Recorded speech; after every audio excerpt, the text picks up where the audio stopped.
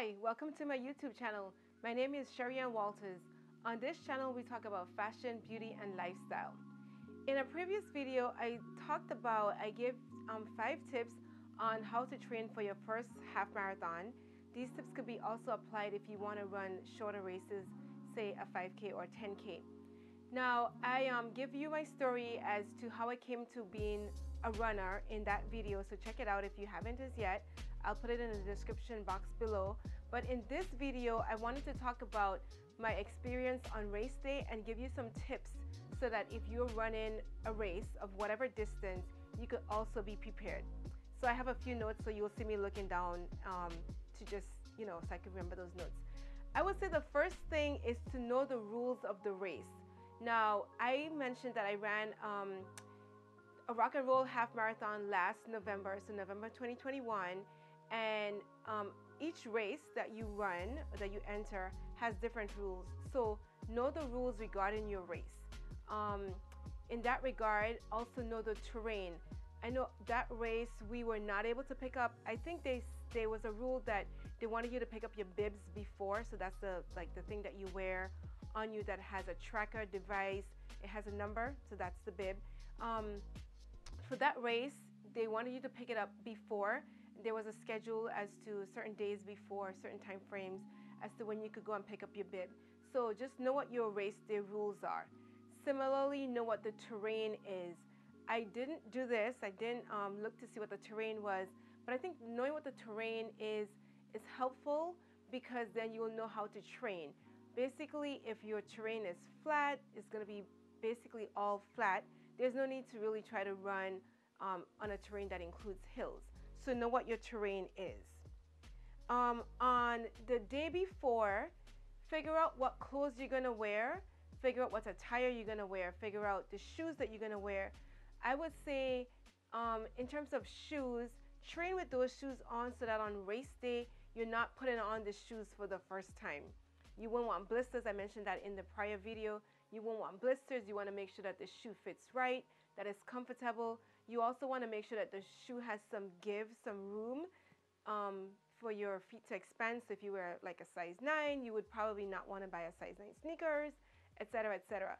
So figure out your clothes before, lay them out before, lay out what you want to carry before, so that on race day, you're not like frantically looking for what you're going to wear or what shoes you're going to wear, etc. So on race day, I woke up really early. I was super geeked, super excited, went by my friend. I had way too much things. Some of it I thought I was going to run with. She told me, no, you're not. You really want to run with as little as possible. So for the race, there was a bag check. So try to figure out what you want to run with versus what you could leave. You want to be mindful of leaving any expensive like jewelry items, etc. So maybe some of those things you want to leave at home. If you run with music, then of course you would want to obviously take your phone, your whatever device, and AirPods or however you listen to music, you want to make sure that you could do that. I would suggest stretching before. Again, that's not something that I did, but it's certainly something that is advisable to do. So you want to stretch before. And then when it comes to actually running, you should decide if you want to, in that race, again, in the prior video, I mentioned that I didn't want to be picked up by this bus, right? So I thought I was going to go into the race doing a combination of running and walking. But it turned out that I mostly ran. I would say I basically ran the whole way or jogged the whole way. I stopped, if you want to call it a stop, to basically take a few photos. You'll see some pictures inserted with a few of the pictures that I took. I also stopped once or twice to get water to make sure that I was rehydrated. But I actually managed to run or jog the whole way. That was not my intention going into the race, but my intention was honestly just to finish before 4 hours. But it turns out that I finished much faster than that. So stay tuned for the end to see how fast I ran. Another big thing that my friend actually told me this. So she and I ended up running a little more of the race together than I think normally we would. But go at your own pace. If you trained in a group, I didn't. But if you train in a group, you may run the whole or jog the whole marathon with the group, or you may do it, by yourself. Your friends might leave you. They might go faster than you. They may go slower than you. Just really run at your own pace. You're doing this for whatever cause. You're doing this for you. Don't feel like you have to keep up with people. You'll see individuals who you think you should passing you. You'll pass individuals who you think, maybe they go faster than you. Basically, it's at your own pace. There's no need to necessarily try to keep up with anybody.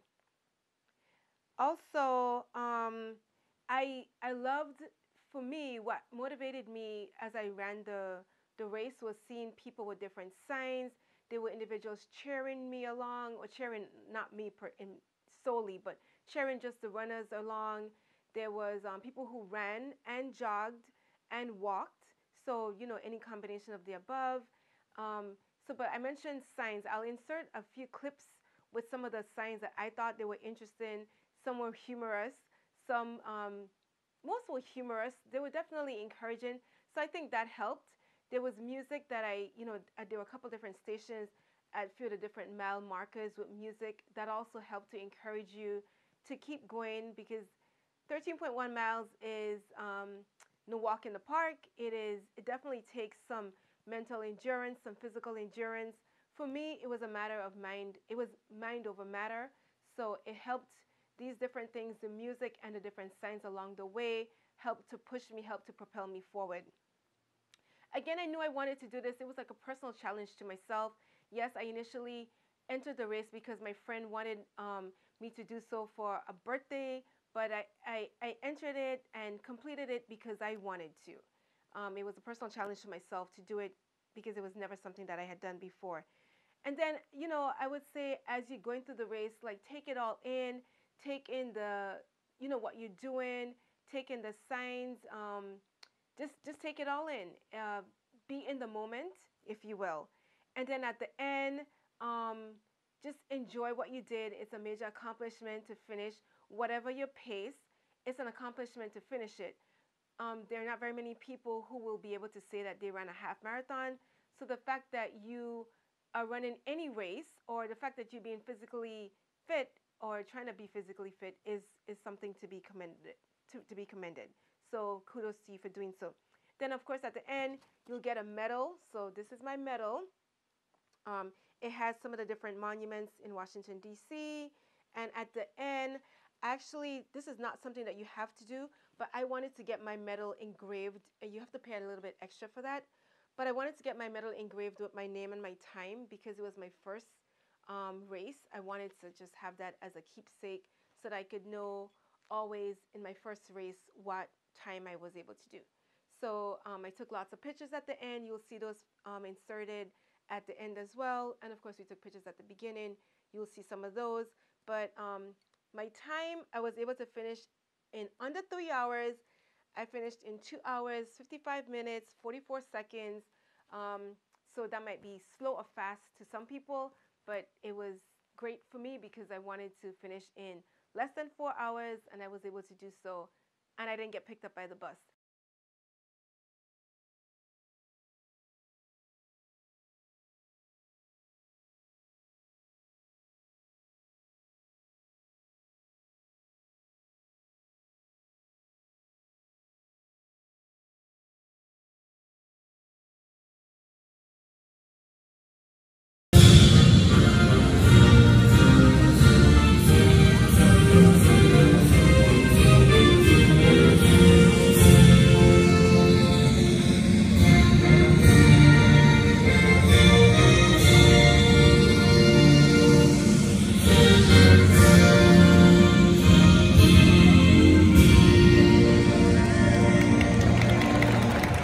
Thank you for your attention.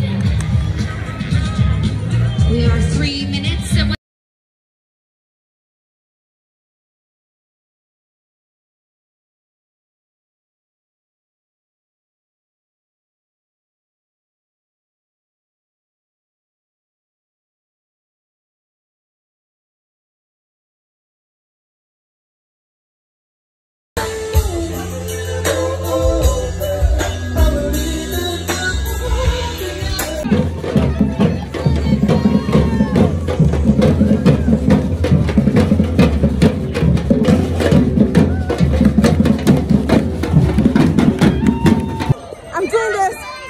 just passed mile 7. Thank you. My girlfriend's birthday. All right, bye for now.